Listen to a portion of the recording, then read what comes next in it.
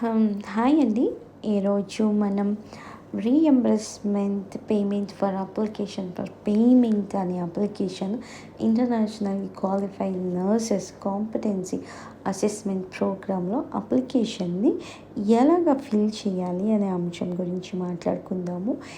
ఈ ఫామ్ మనకి ఎప్పుడైతే క్యాప్ కంప్లీట్ అయిపోతుందో అయిన నెక్స్ట్ డేని మనకి ఈ ఫామ్ని నర్సింగ్ కౌన్సిల్ నుంచి మనకి ఈమెయిల్ చేస్తారు. సో ఈ ఈ ఫామ్తో పాటు మనం కొన్ని డాక్యుమెంట్స్ని ఎన్క్లోజ్ చేసి మెయిల్ చేయాల్సి ఉంటుంది.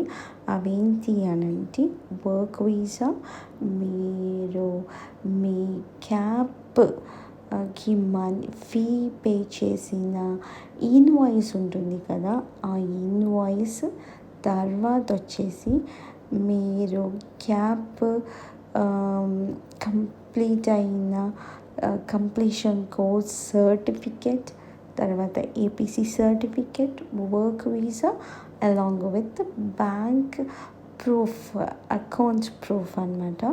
అది కూడా మీరు ఎన్క్లోజ్ చేసి మెయిల్ చేయాల్సి ఉంటుంది.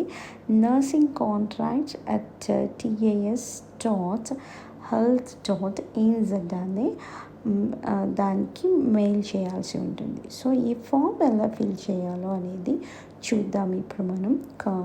సో సెక్షన్ ఏలో వచ్చేసి పర్సనల్ ఇన్ఫర్మేషన్, దాంట్లో మీ పేరు, మీ సర్నేము, మీ ఈమెయిల్ అడ్రస్, తర్వాత వచ్చేసి మీరు పోస్టల్ అడ్రస్, మీరు ఎక్కడైతే నివసిస్తున్నారో న్యూజిలాండ్లో ఆ పోస్టల్ అడ్రస్ మీరు అక్కడ రాయాలి. తర్వాత వచ్చేసి nursing council registration number 6 digits ఉంటాయి, అది అక్కడ మీరు ఎంటర్ చేయాలి.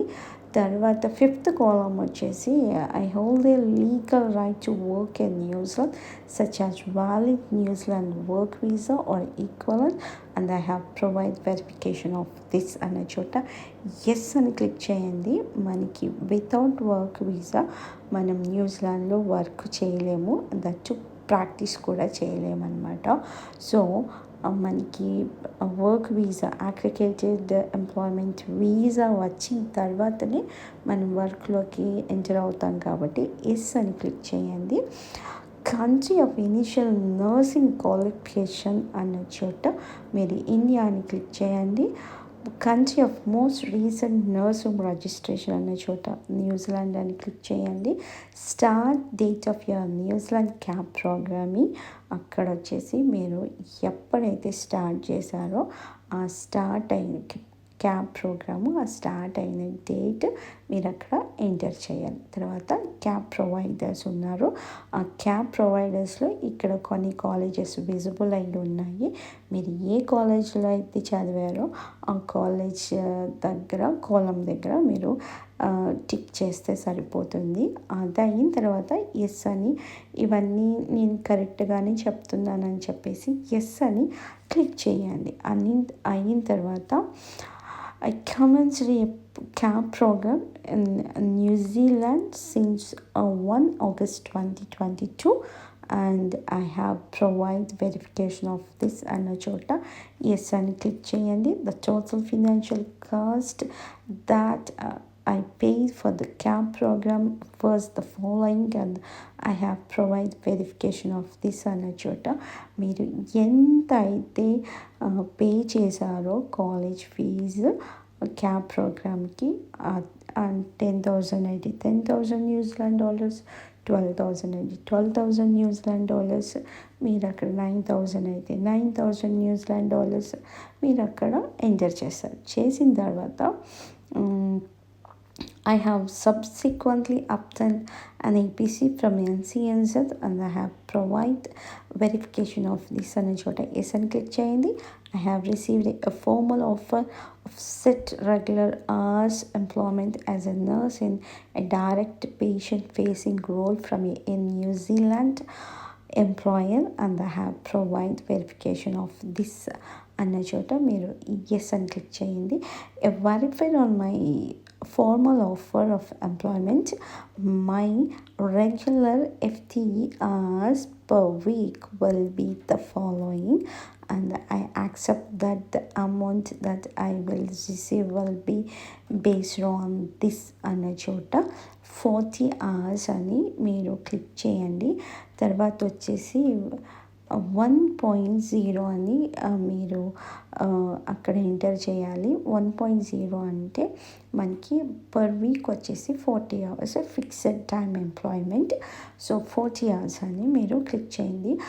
0.8, 0.9, 0.8 వచ్చేసి 36 hours, 0.9 వచ్చి 38 hours, 0.7 వచ్చేసి 32 hours అలా ఉంటుందన్నమాట.